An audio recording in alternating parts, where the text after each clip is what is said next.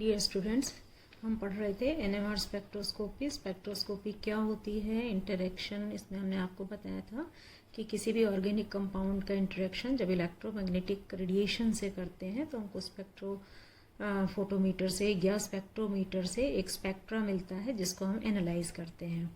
और basically organic chemistry में जो यूज़ होती हैं वो UV-IR, मास स्पेक्ट्रोस्कोपी और NMR स्पेक्ट्रोस्कोपी है। अगर हम इलेक्ट्रोमैग्नेटिक रेडिएशंस का जो पार्ट लाइक यूवी रेज अगर हम ऑर्गेनिक कंपाउंड पर डाल रहे हैं उससे जो स्पेक्ट्रा मिल रहा है या जो ऑर्गेनिक कंपाउंड में चेंजेस आ रहे हैं लाइक इलेक्ट्रॉनिक ट्रांजिशन हो रहा है तो वो यूवी स्पेक्ट्रोस्कोपी कहलाता है। अगर हम इलेक्ट्रोमैग्नेटिक रेडिएशंस का विद्युत चुंबकीय तरंगों का इंफ्रारेड रीजन वाला पार्ट ऑर्गेनिक कंपाउंड पर डाल रहे हैं जिसमें जो मॉलिक्यूल है उसमें चेंजेस आते हैं, वाइब्रेशनल और रोटेशनल मूवमेंट्स में मॉलिक्यूल के चेंजेस आते हैं और उससे जो स्पेक्ट्रम मिलता है उसको हम IR स्पेक्ट्रोस्कोपी में रीड करते हैं। लाइकवाइज इलेक्ट्रॉन बीम इम्पैक्ट या मास स्पेक्ट्रोस्कोपी है, उसमें हम ionisation and fragmentation of molecules into a spectrum of fragment ion and that determines the molecular weight and molecular structure of the fragment obtained. Next is NMR spectroscopy, which is in our syllabus. This induces in magnetic property of atomic nuclei in magnetic field. इसके uses आपको बता रहे थे। बहुत fast technique है, sensitive है, chemical में कोई ऐसा केमिकल ज़रूरत नहीं पड़ती, ओनली सॉल्वेंट की ज़रूरत पड़ती है। कंपाउंड का बहुत कम अमाउंट चाहिए होता है और रीडिंग लेने के बाद it can be recollected. Reliable है स्पेक्ट्रोफोटोमीटर जो है ये इसमें इस तरह से हमारा ये एक सेल होता है ग्लास का बना हुआ, इसमें हमने अपना सैंपल डाल दिया। मैग्नेटिक फील्ड में ये स्पेक्ट्रोस्कोपी केवल NMR स्पेक्ट्रोस्कोपी है जिसमें हम एक्सटर्नल मैग्नेटिक फील्ड अप्लाई करते हैं, अदरवाइज UV-IR इनमें एक्सटर्नल इलेक्ट्रिक फील्ड अप्लाई करते हैं। और इलेक्ट्रोमैग्नेटिक रेडिएशंस रेडियो फ्रीक्वेंसी की हम ट्रांसमिट करते हैं। और एक sweep generator method means that maybe magnetic sweep और दिस फ्रीक्वेंसी स्वीप मेथड से हम इसको चेंज करते रहते हैं। और यहाँ पर फिर ये radio frequency receiver and detector होता है, रिकॉर्डर होता है और उससे हमको स्पेक्ट्रम मिल जाता है, इसको हम रीड करते हैं। तो बेसिकली जो हम आपको बता रहे थे हमारे सिलेबस में जो है that is NMR spectroscopy. NMR spectroscopy electron की तरह ही न्यूक्लियस जो है वो भी अपने एक्सिस पर रोटेट होते रहता है डीजेनरेट स्टेट में। डीजेनरेट स्टेट का मतलब है कि वो डिफरेंट डायरेक्शन में, सपोज ये न्यूक्लियाई हैं किसी भी मॉलिक्यूल के और वो न्यूक्लियाई डिफरेंट डायरेक्शन में जब उस पर कोई भी एक्सटर्नल मैग्नेटिक फील्ड अप्लाई नहीं कर रखा तब वो डिफरेंट डायरेक्शन में रोटेट कर रहे होते हैं। जब हम इस ऑर्गेनिक कंपाउंड को मैग्नेटिक फील्ड अप्लाई करके स्पेक्ट्रोमीटर में रखते हैं यानी कि मैग्नेटिक फील्ड में रखते हैं तो ये जो डीजेनरेट न्यूक्लियाई था ये एक पर्टिकुलर डायरेक्शन में जो एक्सटर्नल मैग्नेटिक फील्ड B0 है या तो उसी की डायरेक्शन में वो स्पिन करने लग जाते हैं या उसके अपोजिट डायरेक्शन में स्पिन करने लग जाते हैं। मीन्स ये जो न्यूक्लियाई डीजेनरेट स्टेट में थे मीन्स सबका इक्वल एनर्जी लेवल था, न्यूक्लियर एनर्जी लेवल सबका समान था, वो एक्सटर्नल मैग्नेटिक फील्ड B0 की प्रेजेंस में दो एनर्जी लेवल में स्प्लिट हो जाता है जिसको हम अल्फा जीमान लेवल और बीटा जीमान लेवल या lower energy level and higher energy level इसमें डिफाइन करते हैं। कुछ एक न्यूक्लियाई जो मैग्नेटिक फील्ड की डायरेक्शन में ही स्पिन कर रहे हैं, सेम डायरेक्शन में इनका स्पिन हो रहा है, वो लोअर लेवल में या अल्फा जीमान लेवल में होते हैं और जो इसको अपोज करते हैं, अपोजिट डायरेक्शन में स्पिन करते हैं, that is beta Zeeman level. इन दो एनर्जी लेवल्स में ये स्प्लिट हो गया। अब हम स्पेक्ट्रोफोटोमीटर में जब मैग्नेटिक फील्ड में हमने अपने कंपाउंड को रख दिया, दो एनर्जी लेवल में आ गया, फिर इस में सोर्स से रेडियो फ्रीक्वेंसी की इलेक्ट्रोमैग्नेटिक रेडिएशंस हम इस पर रेडिएट करते हैं, जिसकी की एनर्जी बहुत कम होती है। वो किसी भी मॉलिक्यूल में इलेक्ट्रॉन को इफेक्ट नहीं करती, केवल मैग्नेटिक फील्ड के प्रेजेंस में इस न्यूक्लियाई के स्पिन को चेंज कर देती है। तो जो nuclei magnetic external magnetic field की डायरेक्शन में स्पिन कर रहे थे, वो कुछ एक रेडियो फ्रीक्वेंसी लाइट्स को एब्जॉर्व करते हैं और वो जंप कर जाते हैं बीटा जीमान लेवल में। और लाइकवाइज बीटा जीमान लेवल से कुछ एक न्यूक्लियाई एनर्जी को एमिट करते हैं और वो आ जाते हैं अल्फा जीमान लेवल में। और इस तरह से एनर्जी का या रेडियो वेव्स का एमिशन, एब्जॉर्प्शन एंड एमिशन होता है, या न्यूक्लियाई का अल्फा जीमान लेवल से बीटा में और बीटा जीमान लेवल से अल्फा जीमान लेवल में ये ट्रांसमिशन होता है और धीरे धीरे इनमें एक रेजोनेंस क्रिएट हो जाता है। और जैसे ही इनमें रेजोनेंस क्रिएट होता है अल्फा और बीटा जीमान लेवल में, हमको एक पर्टिकुलर सिग्नल या एक स्पेक्ट्रा मिल जाता है जिसको हम NMR स्पेक्ट्रा कहते हैं, जिसमें एक साइड हम या तो मैग्नेटिक फील्ड की स्ट्रेंथ लेते हैं या फ्रीक्वेंसी, जो भी जिस फ्रीक्वेंसी की भी हमने रेडियो फ्रीक्वेंसी की लाइट पर्टिकुलर फ्रीक्वेंसी की यूज़ की है। आपको पता है रेडियो फ्रीक्वेंसी जो होता है that is approximately 10 to the power 9 to 10 to the power 13 angstrom इसकी वेवलेंथ होती है। इस रेंज की रेडियो फ्रीक्वेंसी लाइट डालते हैं और दूसरी तरफ ये किस इंटेंसिटी का सिग्नल मिलता है, इस तरह से हमको एक स्पेक्ट्रम मिल जाता है। इसको हम एनालिसिस कर लेते हैं। तो हमने ऑर्गेनिक कंपाउंड को मैग्नेटिक फील्ड में रखा। जब ऑर्गेनिक कंपाउंड में मैग्नेटिक फील्ड नहीं था तो सारे न्यूक्लियाई सेम एनर्जी लेवल के थे, लाइक मीन्स डिजेनरेट स्टेट में थे। जब मैग्नेटिक फील्ड में रखा तो ये सारे न्यूक्लियाई दो एनर्जी लेवल में स्प्लिट हो गए, अल्फा और बीटा जीमान लेवल, या यूं कहे lower energy level and higher energy level.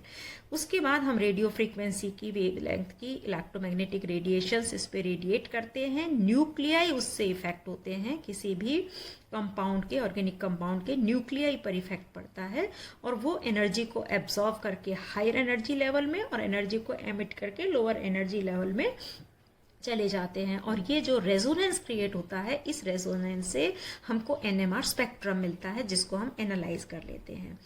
अगर हम प्रोटोन को, लाइक ऑर्गेनिक कंपाउंड, सपोज हमारे पास इथाइल एल्कोहल है CH3CH2Cl, यहाँ पर न्यूक्लियाई किस किस के हुए, कार्बन का न्यूक्लियस हुआ, हाइड्रोजन का न्यूक्लियस हुआ और एक क्लोरीन का न्यूक्लियस है। तो तीन तरह के न्यूक्लियस हो गए, कार्बन, हाइड्रोजन और क्लोरीन।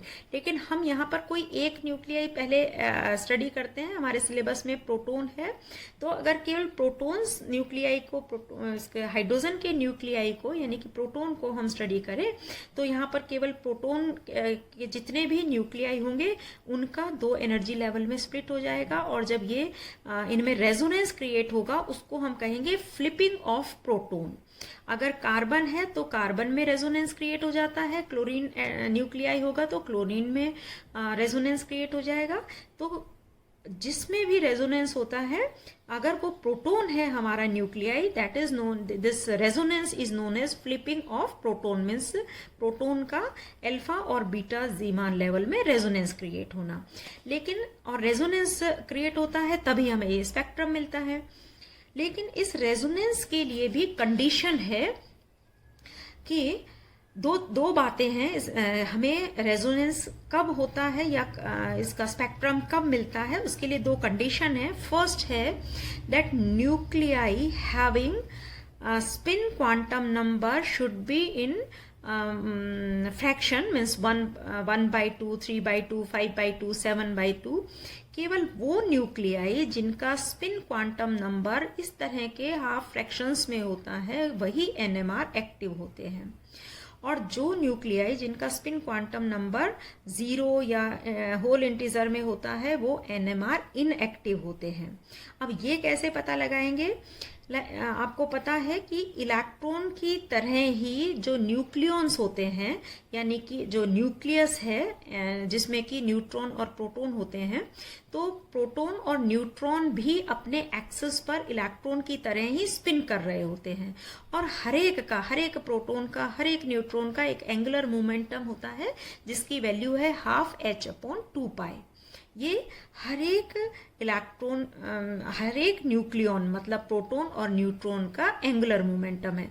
और जो रिजल्टेंट एंगुलर मोमेंटम है दैट इज उसको हम टोटल जो न्यूक्लियस का स्पिन, न्यूक्लियर स्पिन कहते हैं, वो हो जाएगा इनका सबका h/2π I×I+1। और I क्या है? Spin quantum number. अब स्पिन क्वांटम नंबर क्या है? ये डिपेंड करता है 3 चीजों पर, कि अगर मान लीजिए कोई ऐसा न्यूक्लियाई है जिसमें प्रोटॉन और न्यूट्रॉन दोनों का नंबर, दोनों की संख्या ऑड है। जैसे मान लीजिए हाइड्रोजन है, हाइड्रोजन में एक प्रोटॉन है और एक न्यूट्रॉन है, तो एक 1 जो डिजिट है दैट इज ऑड नंबर, विषम संख्या है। और इसी तरह से जो प्रोटॉन है वो भी एक है, एक प्रोटॉन है और एक न्यूट्रॉन है। टोटल मास 2 हो गया, तो एक भी विषम, ये भी न्यूट्रॉन भी विषम संख्या में है और प्रोटॉन भी ऑड नंबर में है।